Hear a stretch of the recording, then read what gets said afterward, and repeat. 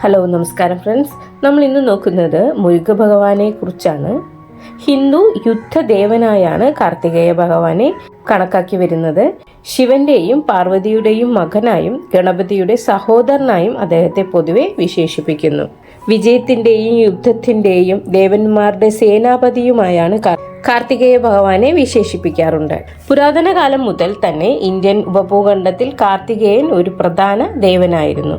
സംസ്കൃത സാഹിത്യത്തിലെ സ്കന്ദനെ കുറിച്ചുള്ള പരാമർശങ്ങളും BC 2-ാം നൂറ്റാണ്ടോടെ കാർത്തികേയനുമായി ബന്ധപ്പെട്ട പുരാണങ്ങളും വടക്കേ ഇന്ത്യയിൽ വ്യാപകമായി. 1-ാം നൂറ്റാണ്ടിലെയും അതിനു മുമ്പുള്ള പുരാവസ്തു തെളിവുകൾ ഹിന്ദു അഗ്നിദേവനായ അഗ്നിയുമായി അദ്ദേഹത്തിന്റെ പ്രതിരൂപത്തിന്റെ ബന്ധം കാണിക്കുന്നു. ഇത് കാർത്തികേയൻ ആദ്യകാല ഹിന്ദു മതത്തിൽ ഒരു പ്രധാന ദേവനായിരുന്നുവെന്ന് സൂചിപ്പിക്കുന്നു. അദ്ദേഹത്തിന്റെ തമിഴരുടെ പ്രിയപ്പെട്ട ദൈവം എന്നും സംഘസാഹിത്യത്തിൽ കുറിഞ്ഞി മേഖലയിലെ രക്ഷാധികാരി ദേവൻ എന്നും വാഴ്ത്തപ്പെടുന്നു. അദ്ദേഹത്തിന്റെ ആരാധന പിന്നീട് പ്രചാരത്തിലായി. ദൈവശാസ്ത്രജ്ഞരുടെ അഭിപ്രായത്തിൽ തമിഴ് ദേവനായ മുരുകനും വേദദേവനായ സ്കന്ദനുമായി കാലക്രമേണ സംയോജിച്ചു. നക്കീര റാണിന്റെ തിരുമുരുകാറ്റുപാടൈ, അരുണഗിരിനാഥരുടെ തിരുപ്പൂക്കൾ തുടങ്ങിയ സാഹിത്യകൃതികളുടെ രക്ഷാധികാരിയായി അദ്ദേഹം കണക്കാക്കപ്പെടുന്നു. കാർത്തികേയന്റെ പ്രതിരൂപങ്ങൾ ഗണ്യമായി വ്യത്യാസപ്പെട്ടിരിക്കുന്നു. സാധാരണയായി ഒരു യുവത്വമുള്ള മനുഷ്യനായിട്ടാണ് അദ്ദേഹത്തെ ചിത്രീകരിക്കുന്നത്. ഒരു ഇന്ത്യൻ മയിലാണ് അദ്ദേഹത്തിന്റെ വാഹനം. അദ്ദേഹത്തിന്റെ കൊടിയിൽ ഒരു കോഴിയുടെ ചിഹ്നമുണ്ട്. ഭഗവാന്റെ അമ്മ പാർവതി നൽകിയതായി കരുതപ്പെടുന്ന വേൽ എന്ന കുന്തം അദ്ദേഹം കൈവശം വെച്ചിട്ടുണ്ട്. മിക്ക ഐക്കണുകളിലും അദ്ദേഹത്തിന്റെ ഒരു തല മാത്രമേ ഉള്ളൂ ഭഗവാന് ഒരു തല മാത്രമേ ഉള്ളൂ എന്ന് പ്രതിനിധീകരിക്കുന്നുണ്ട്. ചിലതിൽ 6 തലകളുണ്ട്. അദ്ദേഹത്തിന്റെ ജനനത്തെ ചുറ്റിപ്പറ്റിയുള്ള ഐതിഹ്യങ്ങളുടെ പ്രതിഫലനമാണിത്. അതിൽ അദ്ദേഹം 6 ആൺകുട്ടികളിൽ നിന്ന് ലയിച്ചതോ 6 ഗർഭധാരണങ്ങളിൽ നിന്ന് ജനിച്ചതോ ആണ്. കുട്ടിക്കാലം മുതൽ തന്നെ അദ്ദേഹം വേഗത്തിൽ വാർദ്ധക്യം പ്രാപിച്ചതായും ഒരു യോദ്ധാവായി മാറിയതായും ദേവന്മാരുടെ സൈന്യത്തെ നയിച്ചതായും താരഹാസുരനും സുരപത്മനും ഉൾപ്പെടെയുള്ള രാക്ഷസന്മാരെ നശിപ്പിച്ചതായും അദ്ദേഹം ഭഗവാനെ വിവരിക്കപ്പെടുന്നു. ഒരു ധാർമ്മിക ജീവിതം പിന്തുടരാനും ശൈവ സിദ്ധാന്തത്തിന്റെ ദൈവശാസ്ത്രവും പഠിപ്പിച്ച ഒരു തത്വചിന്തകനായി ഭഗവാൻ കാണപ്പെടുന്നു. കാർത്തികേയനെ പ്രധാനമായും ആരാധിക്കുന്ന ഹിന്ദു വിഭാഗമാണ് കൗമാരം. ദക്ഷിണേന്ത്യയിലെ പ്രധാനപ്പെട്ട കൗമാര ആരാധകർക്കും ക്ഷേത്രങ്ങൾക്കും പുറമെ വടക്ക് കിഴക്കൻ ഇന്ത്യൻ മഹാസേന, കുമാര എന്നീ പേരുകളിലും അദ്ദേഹത്തെ ആരാധിക്കുന്നു. ശ്രീലങ്ക, തെക്കു കിഴക്കൻ ഏഷ്യ, തായ്ലാന്റ്, ഇന്തോനേഷ്യ എന്നിവിടങ്ങളിൽ തമിഴ് വംശജരായ ഗണ്യമായ ജനസംഖ്യയുള്ള മറ്റ് രാജ്യങ്ങൾ എന്നിവിടങ്ങളിലും അദ്ദേഹത്തെ ആരാധിക്കുന്നു. കാർത്തികേയന്റെ ജന്മവുമായി ബന്ധപ്പെട്ട് വ്യത്യസ്ത കഥകൾ വിവിധ ഇന്ത്യൻ സാഹിത്യകൃതികളിൽ വിവരിക്കുന്നു. വാൽമീകിയുടെ രാമായണത്തിൽ അഗ്നിയുടെയും ഗംഗയുടെയും സഹായത്തോടെ ജനിച്ച രുദ്രയുടെയും പാർവതിയുടെയും കുട്ടിയായി അദ്ദേഹത്തെ വിശേഷിപ്പിക്കുന്നു. 3-ാം നൂറ്റാണ്ടിലെ ഹിന്ദു ഇതിഹാസമായ മഹാഭാരതത്തിലെ ശല്യപർവവും അനുശാസന പർവവും സ്കന്ദന്റെ ഇതിഹാസം വിവരിക്കുന്നു. അദ്ദേഹത്തിന്റെ മഹേശ്വരന്റെയും പാർവതിയുടെയും മകനായി അവതരിപ്പിക്കുന്നു. ശിവനും പാർവതിയും ബന്ധത്തിൽ അസ്വസ്ഥരായി. അതിന്റെ ഫലമായി ശിവൻ അശ്രദ്ധമായി തന്റെ ബീജം ഒഴുക്കി. പിന്നീട് ബീജം ഗംഗയിൽ ഇൻക്യുബേറ്റ് ചെയ്തു. അഗ്നിദേവന്റെ ചൂടിൽ സംരക്ഷിക്കപ്പെട്ടു. ഒടുവിൽ കുഞ്ഞു കാർത്തികേയനായി ജനിച്ചു.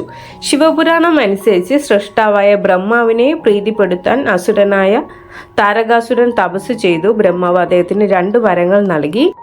1, 3 ലോകങ്ങളിലും തനിക്ക് തുല്യമായ ആരും ഉണ്ടാകരുത്. 2, ശിവന്റെ ഒരു പുത്രന് മാത്രമേ തന്നെ കൊല്ലാൻ കഴിയൂ. ശിവൻ ഒരു യോഗിയായതിനാൽ കുട്ടികളെ പ്രസവിക്കാൻ സാധ്യതയില്ലാത്തതിനാൽ താരകാസുരൻ അമർത്യതയോട് അടുത്തിരുന്നു. 3 ലോകങ്ങളെയും ഭരിക്കാനുള്ള അന്വേഷണത്തിൽ അദ്ദേഹം ദേവന്മാരെ സ്വർഗത്തിൽ നിന്ന് പുറത്താക്കി. ദേവന്മാരുടെ രാജാവായ ഇന്ദ്രൻ ശിവന്റെ ധ്യാനത്തെ തടസ്സപ്പെടുത്താനും പ്രണയചിന്തകളാൽ അവനെ വഞ്ചിക്കാനും അങ്ങനെ ഒരു സന്താനത്തെ ജനിപ്പിക്കാനും അതുവഴി താരകാസുരന്റെ അമർത്യത അവസാനിപ്പിക്കാൻ ഒരു പദ്ധതി ആവിഷ്കരിച്ചു. ശിവൻ ധ്യാനത്തിൽ ഏർപ്പെട്ടിരുന്നു. തന്നെ ഭാര്യയായി അന്വേഷിച്ച ഹിമവാന്റെ മകൾ പാർവതിയുടെ പ്രണയബന്ധം അദ്ദേഹം ശ്രദ്ധിച്ചില്ല. ശിവനെ ശല്യപ്പെടുത്താൻ ഇന്ദ്രൻ പ്രണയദേവനായ കാമദേവനെയും ഭാര്യ രതിയെയും ചുമതലപ്പെടുത്തി. ഈ പ്രവൃത്തിയിൽ കോപാകുലനായ ശിവൻ കാമദേവനെ ചാരമാക്കി. എന്നാൽ പിന്നീട് ശിവന്റെ ശ്രദ്ധ പാർവതിയിലേക്ക് തിരിഞ്ഞു. അവൾ തന്റെ സ്നേഹം നേടാൻ തപസ് ചെയ്തു. പാർവതി ദേവി വിവാഹം കഴിച്ച് തുടർന്ന് കാർത്തികേയനെ ഗർഭം ധരിച്ചു. ഏഴാം നൂറ്റാണ്ടിലെ കാണ്ഡപുരാണം അനുസരിച്ച് അസുര സഹോദരന്മാരായ സുരപത്മ, സിംഹമുഖ, താരകാസുരൻ എന്നിവർ ശിവൻ തപസ് ചെയ്ത് ശിവൻ അവർക്ക് വിവിധ ആയുധങ്ങളും ശിവപുത്രനാൽ മാത്രമേ അവരെ കൊല്ലാൻ കഴിയൂ എന്ന ആഗ്രഹവും നൽകി. അത് അവർക്ക് അമർത്യത വാഗ്ദാനം ചെയ്തു. പിന്നീട് അവർ ദേവന്മാരെ ഉൾപ്പെടെയുള്ള മറ്റ് സ്വർഗീയ ജീവികളെ അടിച്ചമർത്തി 3 ലോകങ്ങളും ഒരു സ്വേച്ഛാധിപത്യ ഭരണം ആരംഭിച്ചു. ദേവന്മാർ ശിവനോട് സഹായത്തിന് അപേക്ഷിച്ചപ്പോൾ അവൻ തൻ്റെ ശരീരത്തിൽ 5 അധിക തലകൾ പ്രകടിപ്പിച്ചു. അവയിൽ ഓരോന്നിൽ നിന്നും ഒരു ദിവ്യ തീപ്പൊരി ഉയർന്നു. തുടക്കത്തിൽ വായുദേവൻ തീപ്പൊരികൾ വഹിച്ചു. പിന്നീട് അസഹനീയമായ ചൂട് കാരണം അഗ്നിദേവന് കൈമാറി. അഗ്നി തീപ്പൊരികൾ ഗംഗാ നദിയിൽ നിക്ഷേപിച്ചു. തീപ്പൊരികളുടെ തീവ്രത ചൂട് കാരണം ഗംഗയിലെ വെള്ളം ബാഷ്പീകരിക്കാൻ തുടങ്ങി. ഗംഗ അവരെ ശരവണ തടാകത്തിലേക്ക് കൊണ്ടുപോയി. അവിടെ തീപ്പൊരികൾ 6 ആൺകുട്ടികളായി വികസിച്ചു. പിന്നീട് 6 ആൺകുട്ടികളെയും കൃതികന്മാർ വളർത്തി. ഗംഗ അവരെ ശരവണ തടാകത്തിലേക്ക് കൊണ്ടുപോയി. അവിടെ തീപ്പൊരികൾ 6 ആൺകുട്ടികളായി വികസിച്ചു. പിന്നീട് 6 ആൺകുട്ടികളെയും കൃതികന്മാർ വളർത്തി. പിന്നീട് പാർവതി അവരെ ഒന്നാക്കി. അങ്ങനെ 6 തലകളുള്ള കാർത്തികേയൻ ജനിച്ചു. ദേവന്മാരുടെ സഹായ അഭ്യർത്ഥനകൾക്ക് ഉത്തരം നൽകാനും അവരെ അസുരന്മാരിൽ നിന്ന് മോചിപ്പിക്കാനും ഗർഭം ധരിച്ചു. 5-ാം നൂറ്റാണ്ടിലെ കുമാരസംഭവം തൻ്റെ ജനനത്തെക്കുറിച്ച് സമാനമായ ഒരു കഥ വിവരിക്കുന്നു. അവിടുത്തെ അഗ്നി ശിവന്റെ ബീജം വഹിച്ചുകൊണ്ട് ഭാഗീരഥി നദിയിൽ നിക്ഷേപിക്കുന്നു. കൃതികന്മാർ നദിയിൽ കുളിക്കുമ്പോൾ അവർ ഗർഭിണിയാകുകയും കാർത്തികേയനെ പ്രസവിക്കുകയും ചെയ്തു. മഹാഭാരതത്തിലെ വനപർവ്വതത്തിൽ കാർത്തികേയന്റെ പിതൃത്വത്തെക്കുറിച്ച് മറ്റൊരു വിവരണം വിവരിക്കുന്നു. അവിടെ അദ്ദേഹത്തെ അഗ്നിയുടെയും സോഹന്റെയും മകനായി വിശേഷിപ്പിക്കുന്നു. സപ്തർഷികളുടെ ഭാര്യമാരെ കാണാൻ അഗ്നി പോകുന്നുവെന്നും ഭാര്യമാരിൽ ആരും അഗ്നിയുടെ പ്രണയ വികാരങ്ങൾ പ്രതിഫലിപ്പിക്കുന്നില്ലെങ്കിലും സോഹ അവിടെ ഉണ്ടെന്നും അഗ്നിയിൽ ആകൃഷ്ടയാകുന്നുവെന്നും വിവരിക്കപ്പെടുന്നു. 6 ഭാര്യമാരുടെയും രൂപത്തിൽ സോഹ ഒന്നിനു പുറകെ ഒന്നായി പ്രത്യക്ഷപ്പെടുകയും 6 തവണ അഗ്നിയുമായി ബന്ധത്തിൽ ഏർപ്പെടുകയും ചെയ്യുന്നു. അരുന്ധതിയുടെ അസാധാരണമായ സദ്ഗുണങ്ങൾ കാരണം അവൾക്ക് അരുന്ധതിയുടെ ഭാര്യയായ സോഹ അഗ്നിയുടെ ബീജം ഗംഗാ നദിയിൽ നിക്ഷേപിക്കുന്നു. അവിടെ അത് വികസിക്കുകയും 6 തലകളുള്ള സ്കന്ദനായി ജനിക്കുകയും ചെയ്യുന്നു. കന്ദപുരാണത്തിൽ കാർത്തികേയനെ പ്രപഞ്ചത്തിൽ കളിക്കുന്ന ഒരു കുട്ടിയായി ചിത്രീകരിക്കുന്നു. ബാല്യത്തിൽ അദ്ദേഹം ഗ്രഹങ്ങളുടെ ഭ്രമണപഥത്തിൽ കളിക്കുന്നു. മേരു പർവ്വതത്തിന്റെ മുകളിൽ കൈലാസത്തിലെ പർവ്വതങ്ങളെ അടുക്കി വെക്കുന്നു. ഗംഗാനദിയുടെ ഒഴുക്ക് തടയുന്നു. മറ്റ് നേട്ടങ്ങൾക്കൊപ്പം ഓം എന്നതിൻ്റെ അർത്ഥം വിശദീകരിക്കാൻ കഴിയാത്തതിനാൽ അദ്ദേഹം ബ്രഹ്മാവിനെ തടവിലാക്കുന്നു. ശിവൻ മന്ത്രത്തിന്റെ അർത്ഥം ചോദിക്കുമ്പോൾ കാർത്തികേയൻ അത് തൻ്റെ പിതാവിനെ പഠിപ്പിക്കുന്നു. മഹാഭാരതം അനുസരിച്ച് ദേവന്മാരും അദ്ദേഹത്തിന് വിവിധ വസ്തുക്കളും മൃഗങ്ങളും സമ്മാനമായി നൽകുന്നു. കന്ദപുരാണം അനുസരിച്ച് നാരദ മഹർഷി ഒരിക്കൽ കൈലാസത്തിൽ ശിവനെ സന്ദർശിക്കുകയും അദ്ദേഹത്തിന് ഒരു ജ്ഞാന ഫലം സമ്മാനിക്കുകയും ചെയ്തു. ഈ പഴം പൊതുവെ ഒരു മാമ്പഴമായി കണക്കാക്കപ്പെടുന്നു.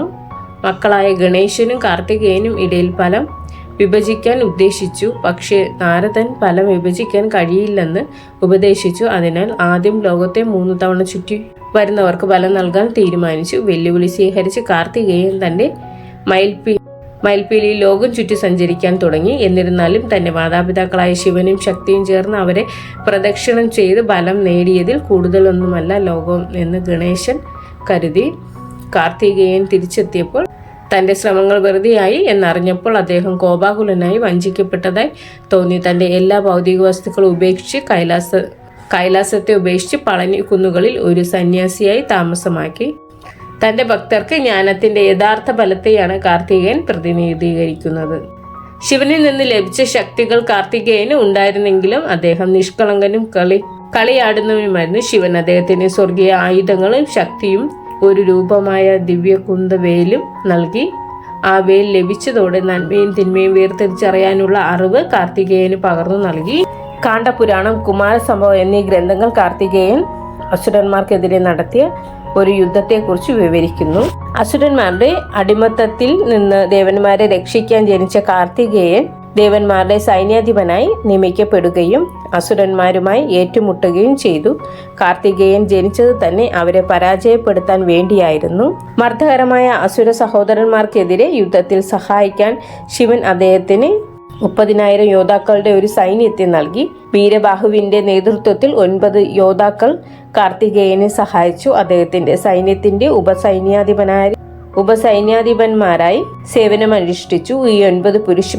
ഈ 9 പുരുഷന്മാരെയും ശക്തിയുടെ സിലമ്പുവിൽ നിന്ന് പ്രത്യക്ഷപ്പെട്ട 9 ചെറിയ ക്ലോണുകൾ ഉണ്ടായി. അസുരന്മാരും ദേവന്മാരും എല്ലാം ശിവന്റെ പിൻഗാമികളാണെന്നും അസുരന്മാർ അവരുടെ വഴികൾ തിരുത്തിയാൽ സംഘർഷം ഒഴിവാക്കാമെന്നും കാർത്തികേയൻ വിശ്വസിച്ചു. അത്രയും കാര്യങ്ങൾ ആശയവിനിമയം നടത്താനും അസുരന്മാർക്ക് ന്യായമായ മുന്നറിയിപ്പ് നൽകാനും കാർത്തികേയൻ ദൂതന്മാരെ അയച്ചു. പക്ഷേ അവർ അത് അവഗണിച്ചു. കാർത്തികേയൻ തന്റെ വേൽ ഉപയോഗിച്ച് താരകാസുരനെയും അദ്ദേഹത്തിന്റെ ക്രൗചകനെയും കൊന്നു. ശിവനോടല്ല തന്റെ യുദ്ധം എന്ന് കരുതി താരകാസുരൻ ശിവന്റെ മകനെ നേരിടുന്നതിൽ ആശയക്കുഴപ്പത്തിലായപ്പോൾ മായ തന്റെ ദർശനം മറച്ചുവെച്ചതിനാൽ അവനെ പരാജയപ്പെടുത്തേണ്ടത് ആവശ്യമാണെന്ന് കാർത്തികേയൻ കരുതി. ഈ സംഭവത്തെ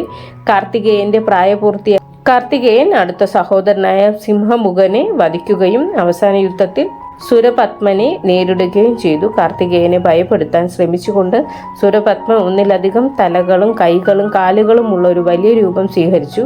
കാർത്തികേയൻ തന്റെ വേൽ എറിഞ്ഞപ്പോൾ സുരപത്മൻ കടലിലേക്ക് രക്ഷപ്പെട്ടു. 3 ലോകങ്ങളിലും വ്യാപിച്ചു കിടക്കുന്ന ഒരു വലിയ മാമ്പഴത്തിന്റെ രൂപം സ്വീകരിച്ചു.